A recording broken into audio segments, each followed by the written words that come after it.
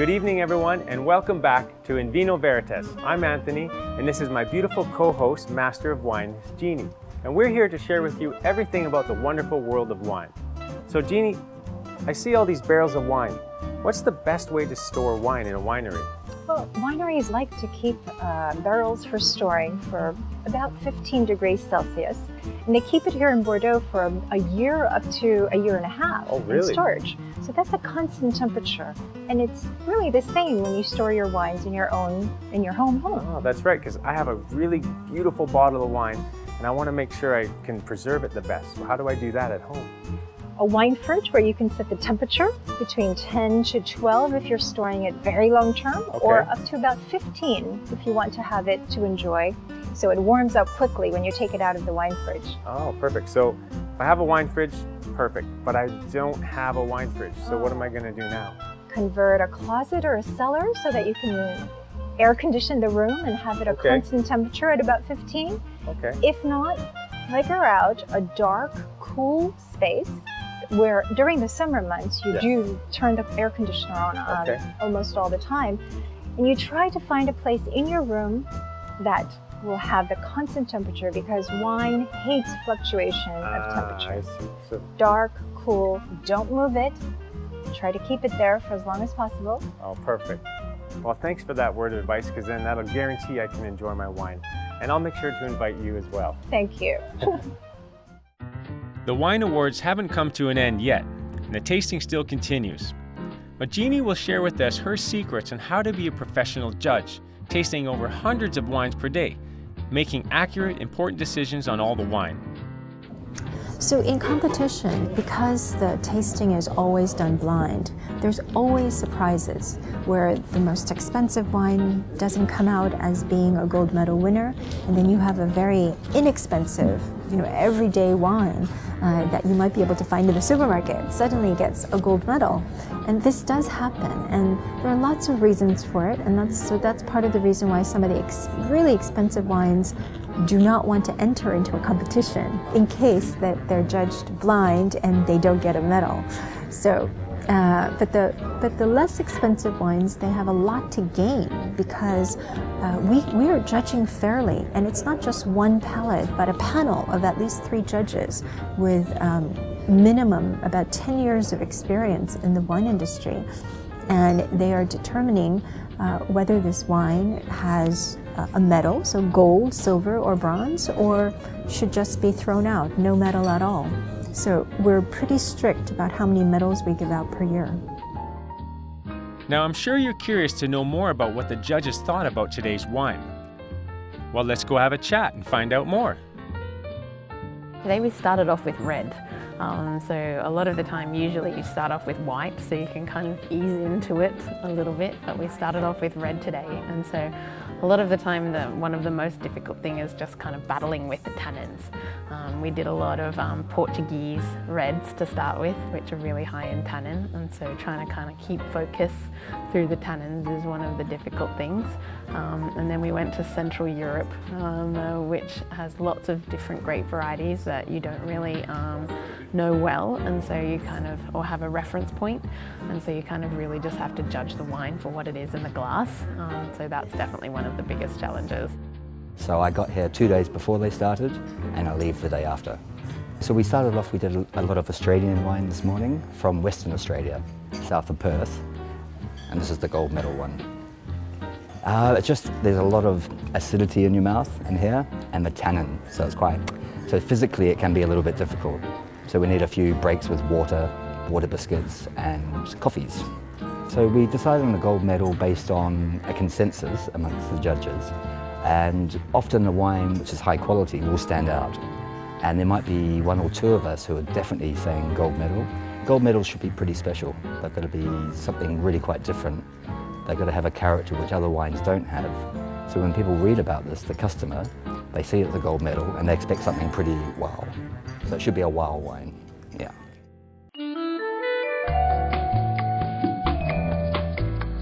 Let's meet Polo Pong, who is Asia's leading wine merchant.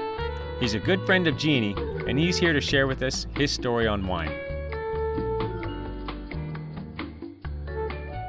many people are very curious about how you got into wine. What brought you into this whole industry, and with your family background being so far away from wine, tell us your story. Sure. I studied engineering at university, and it was wonderful, but it was pretty complicated material. So I decided to choose wine as one of my hobby and pastime, and I really enjoyed learning it, tasting it. When did that begin? Early for you, right? Very early, in the late 90s during university. So the first thing I did after I graduated was to go to Bordeaux to harvest. At that time, it was extremely exciting for me to learn about the behind the scenes at the different wineries in the vineyards, and learning about how wines are made. So it was a great experience, and that brought me more into wine. That put me in touch with great people in the industry, and urged me to start this business myself in 2001. Was there a wine that really, put a light bulb in your head and said, this is the industry I really would like to be in? Well, it all started with Bordeaux, because my father is a keen Bordeaux drinker, and today he still likes his Bordeaux. But for me, it was tasting all these older wines that I come across in wine shops, in other wine merchants and so forth. So it was tasting mainly old wines that got me into wine. And then I see now that you've really evolved into Burgundy, because you have one of the largest, agencies and representatives of the greatest Burgundian domains. So when did that evolve, and how did that evolve? That also started in the late 90s. Burgundies obviously wasn't as popular as Bordeaux back then, but there are still many enthusiasts and many wine critics who guided me into the Burgundy field. And in the early 2000s, I started visiting many of these smaller domains, and also some of the negociant houses, and built relationship. And that's how this portfolio got started. It's fascinating, because there are so many differences between Bordeaux and Burgundy that got me really excited about learning and also reading about Burgundies. So now, Paolo, I've asked you to choose 3 wines that tell a story about your life, your profession, your relationship with wine. And you chose 3 very different wines. Tell us first about the Cheval Blanc. Cheval Blanc was one of the first places that I worked in, and I had such a great educational experience at Cheval Blanc. And you've also chosen a wine from Napa Valley. Exactly. So Napa Valley is one of the first wine regions that I've ever visited. In fact, it was my high school graduation present from my mother. She visited Napa with me, and she had no idea about wine. Maybe she wanted to go. Yeah, maybe. But in fact, it was me who picked that as a present, because I got to know the wines of Robert Mondavi at a relatively young age, because my parents like to drink them. Just open, but exuberant, and everything, all the right flavors you would expect from a great Napa Cab. All the depth, the dark berries, the cedar, a hint of vanilla. Don't even have to taste it to enjoy it at first.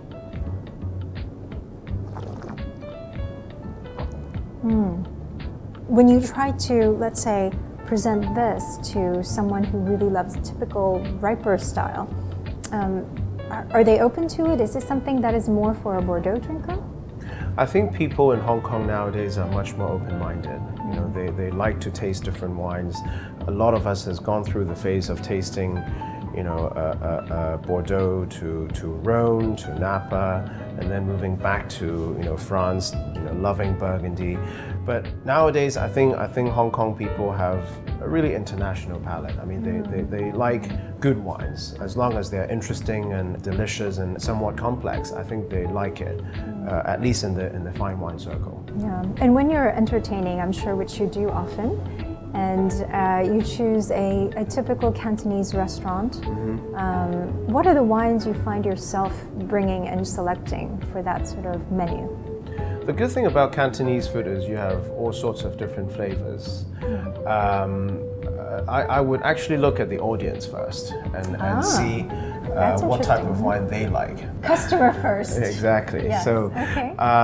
Whether I'll be bringing a bottle of Napa or champagne or Burgundy, the most important factor is at least they'll have to be good to drink and something that they would also like. Wonderful. Yeah.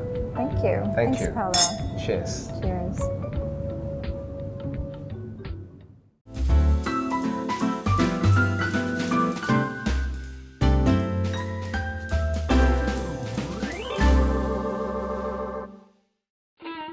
To explore the world of wine, follow us to France, the quintessential wine region of the world.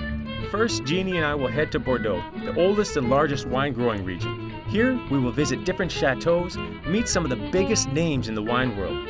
We will also visit Burgundy, where premium Pinot Noir and Chardonnay are produced. After these trips, you may not be an expert in wine, but at least you'll know how to appreciate your glass of wine better.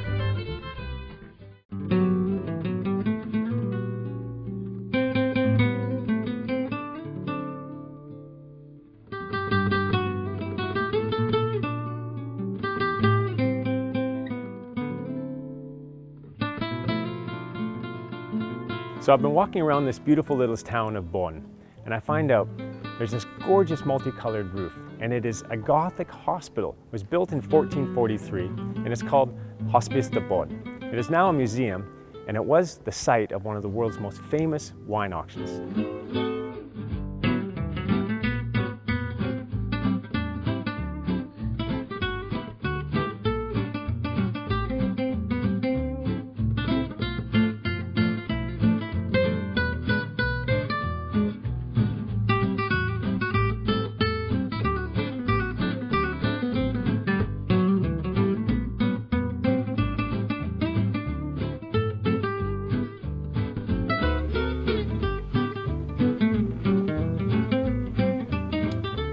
Now, although this hospice was built during the Grand Era of Burgundy, during the 100 Years' War, things were really rough. I mean, there was a lot of poverty and a lot of famine, so no one had money to take care of themselves.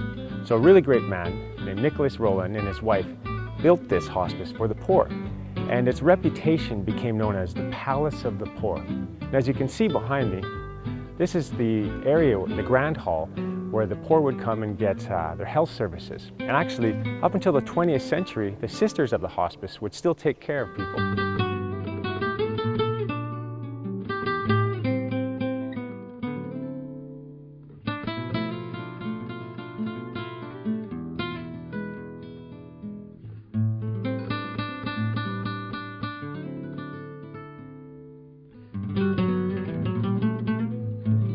As I walk through this hospice, I can see there's a lot of love and a lot of passion. And it's very evident as you look behind me in this beautiful stained glass window. Below it is a symbolism that Nicholas built for his wife, Gauguin de Salins.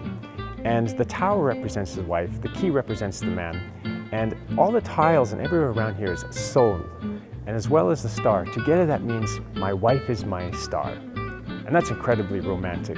And what's important is together, the both of them, they had a lot of passion and a lot of love for people. So they built the hospice to take care of people's health, but they built the chapel here to take care of people's soul.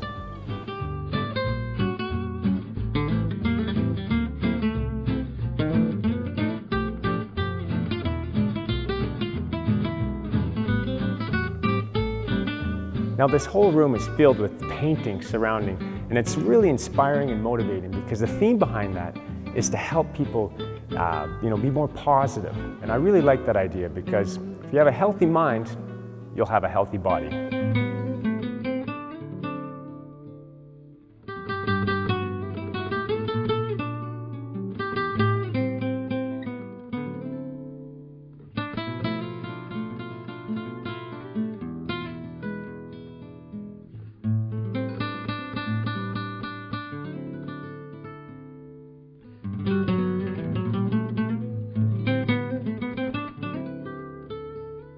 As you can imagine, running a hospice of this size, there's some considerable operating expenses. And it's always been Nicholas Rowland's objective to keep this self-sustainable. But how do you do that? Well, over time and centuries, the hospice acquired hectares of land and has been producing top quality grapes and wines for a long time. And a great idea came about in 1855 when they hosted a wine auction. And all the proceeds go towards some local charities and, of course, take care of this great hospice.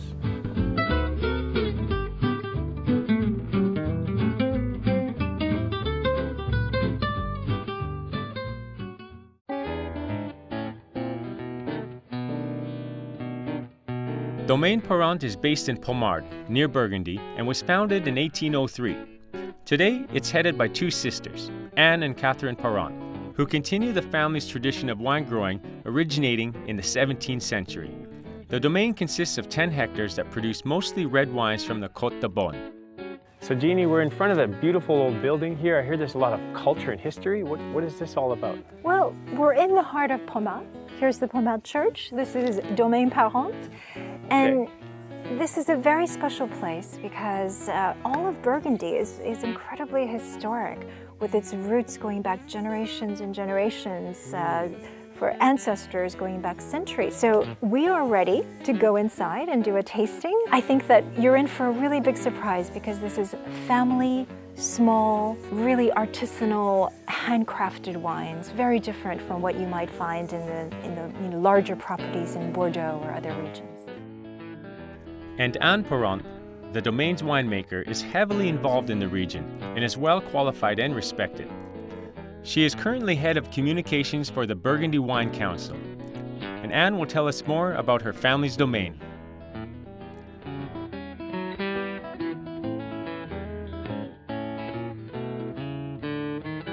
After a walk in the domain, Anne will share with us a few of the vintages from her wine. Les Épeneaux is, as you know, one of the two best-known Premier Cru of Pommard, with Pommard Les Rugiens, and it is for me the most sophisticated Premier Cru. It's really the high fashion of Pommard. It has this natural elegance and it's more distinguished. It's a noble wine with a great complexity. Okay.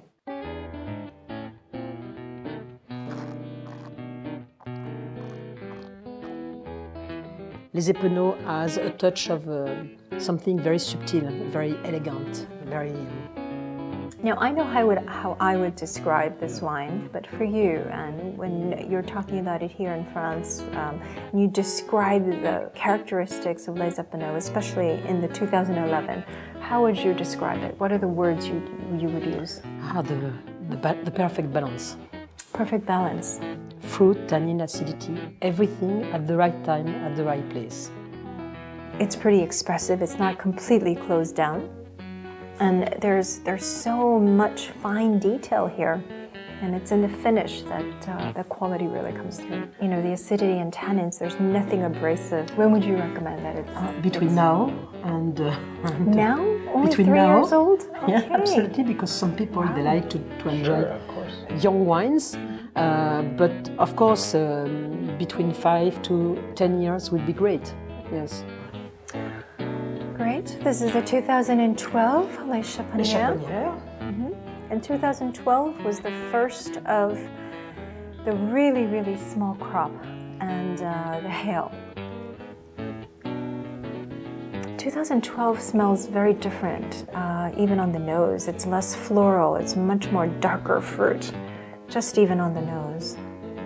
Cherry and a touch of spicy also on the nose and mouth. What was the size of the berries when you harvested these? In fact, we had a lot of Miran grapes, small grapes, but with a nice concentration, yes.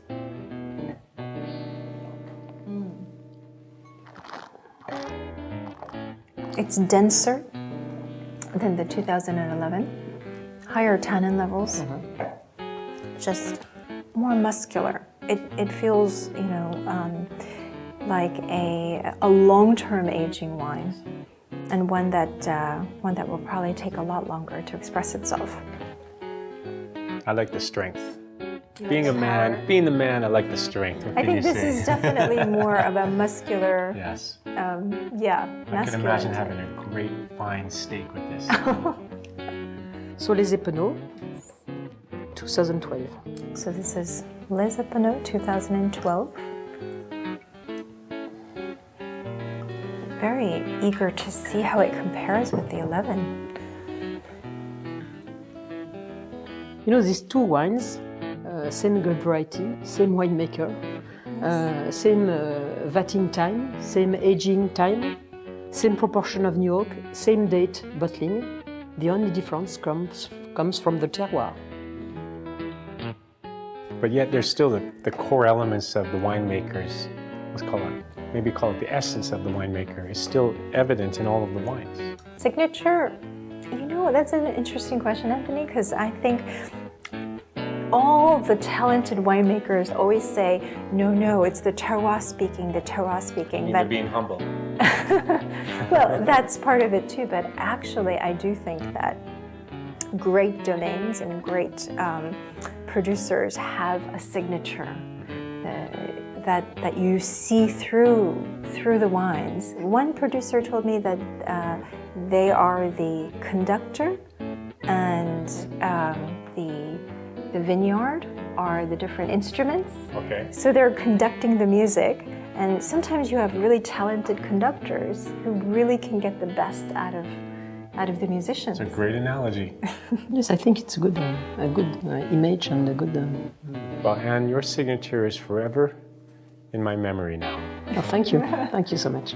And thank you very much for your Thank you. time. Thank you. Thank you. Thank you. Thank you.